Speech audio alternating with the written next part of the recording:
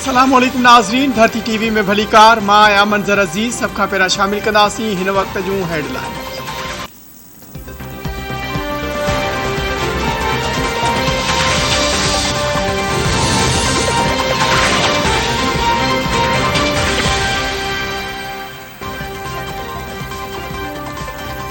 सिंध के वॾे वज़ीर सैयद मुराद अली शाह चयो आहे, सिंध में पानी की खोट मुल्क के दरियाउनि में पानी की खोट सबब आहे। खोट 40% ताईं पुॼी वई आहे। पानी की विर्छ ते भी ख़दशा आहिनि। पानी की मुनसिफ़ानी विरासत न थी रही है। जेकॾहिं कुदरती तौर पानी की खोट आहे त सॼे मुल्क में पानी की विरासत बराबरी की बुनियाद ते थियणु घुरिजे। वॾे वज़ीर पारां पानी की खोट वारनि इलाइक़नि में आबादगारनि खे सारियल फसल न पोखण जो मशवरो।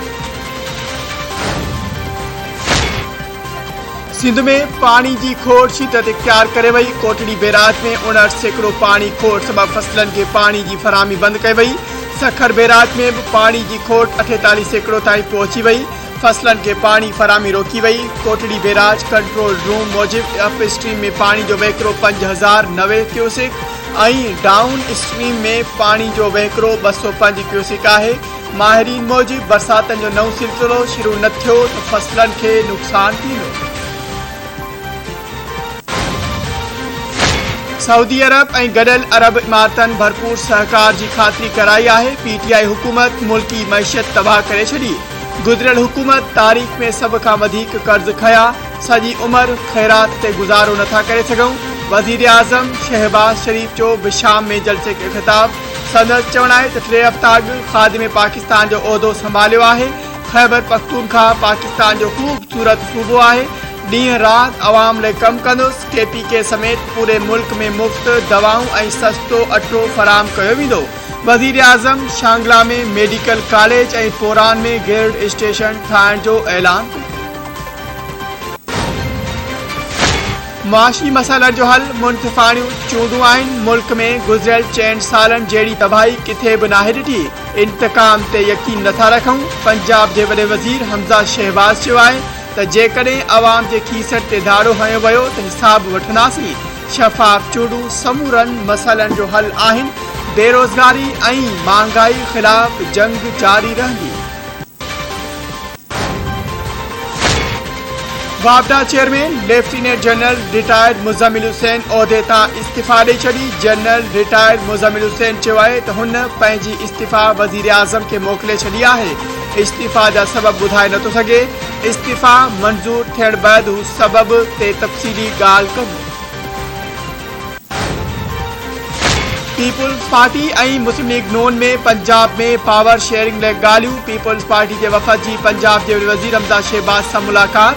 पीपुल्स पार्टी पंजाब के आइनी उहिदनि तां दस्तबरदार थी वई। गवर्नर जो उहिदो न वठण जो फ़ैसिलो। पीपुल्स पार्टी 3 वज़ारतूं 2 ख़ास मददगार और स्टैंडिंग कमेटी के चेयरमैनशिप घुरी वरती।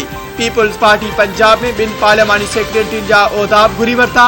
बिनी पार्टियुनि के अगवाननि गॾिजी हलण ते इत्तफ़ाक़ करे वरितो। उस्मान बोज़दार रुगो नाले जो वॾो वज़ीर हो। मुखालिफ़नि के ज़हननि में फराह खान छायल आहे। घरू वज़ीर राणा सनाउल्लाह चयो आहे त इमरान खान मुखालिफ़नि ते कूड़ा केस ठाया। मुखालिफ़नि ख़िलाफ़ कूड़ा केस ठाहिण ते इमरान खान के शर्म अचणु घुरिजे। उस्मान बोज़दार के फराह खान ज़रिए हुकुम ॾिनो वेंदो हो। इमरान खान अवामी भलाई जो को भी कम न कयो। शेख रशीद खूनी मार्च की ॻाल्हि वापस न वरिती त खेस घर खां निकिरण न ॾिनो वेंदो। इमरान खान एहसान फरामोश शख्स आहे। संदसि गाणेटो मुल्क के नाकाम तरीन सियासतदाननि में थे थो। इत्तलात के सूबाई वज़ीर शर्जील मेमन चयो आहे त अॼु मुल्क में सियासी मुखालफ़तूं न पर दुश्मनियूं पैदा थी रहियूं आहिनि। मौजूदा हुकूमत जो मकसद मुल्क में इस्तेकाम पैदा करणु आहे। पीपुल्स पार्टी 15 मई ते कराची में जलसे जो ऐलान करे छॾियो। बिलावल भुट्टो ज़रदारी ख़िताब कंदो। सूबाई वज़ीर सईद गनी चयो आहे त 15 मई ते कराची में जलसो कयो वेंदो। जलसे में बिलावल भुट्टो ज़रदारी की शानदार आजिया कई वेंदी। इमरान खान चयो त वटसि ट्रम्प कार्ड आहे। इमरान खान के हटाइण लाइ आइन की मुकम्मल पासदारी कई वई। इमरान खान की रुगो फैन फॉलोइंग आहे। रोज़ यूटर्न वठी रहियो आहे। PTI कारकुननि के हू सियासी कारकुन नथो समझे। नवाज़ लीग वटि के बि वीडियोज़ न आहिनि ऐं असां अहिड़ी सियासत खे किरियल ऐं थर्ड डिग्री सियासत सम्झंदा आहियूं। रिथाबंदी वारे वफ़ाक़ी वज़ीर एहसन इक़बाल चयो आहे सोशल मीडिया ते वीडियोज़ बाबति हलंदड़ ॻाल्हियूं अफ़वाह आहिनि। नवाज़ लीग वटि के बि वीडियोज़ मौजूदु न आहिनि। इमरान ख़ान जी कारकर्दगी जो रिकॉर्ड ई मुखाफ़ी आहे। तहरीक इंसाफ़ मस्जिद नबवी में जेको गोड़ कयो उन ते कंद शर्म विचा झुकी विया आहिनि। वाक़े सबबि सऊदी अरब में पाकिस्तानी शेयरनि ते सख़्तियूं वधी वयूं आहिनि। अशतर ओसाफ के अटार्नी जनरल मुक़रर करण जो फ़ैसिलो वज़ीर आज़म अशतर ओसाफ की मुक़ररी की मंजूरी ॾेई छॾी। अशतर ओसाफ नवाज़ शरीफ के दौर में अटार्नी जनरल रही चुको है। 2 भेरा एडवोकेट जनरल पंजाब रही चुको।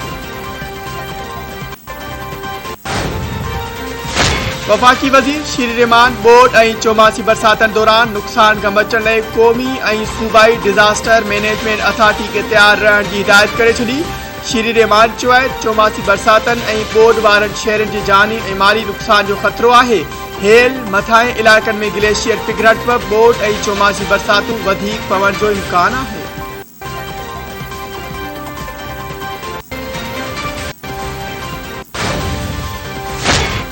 पनो आखिलवासी मुगवी की बाज़ाबी वारो मामलो 2 ज़िलनि की पुलिस पारां हिकु मुगवी के बाज़ाब कराइण की दावा। शिकारपुर के मोहम्मदाबाद पुलिस मुगवी अब्दुल जब्बार समेजो के बाज़ाब कराइण की दावा कंदे सदस तस्वीर सोशल मीडिया ते जारी करे छड़ी।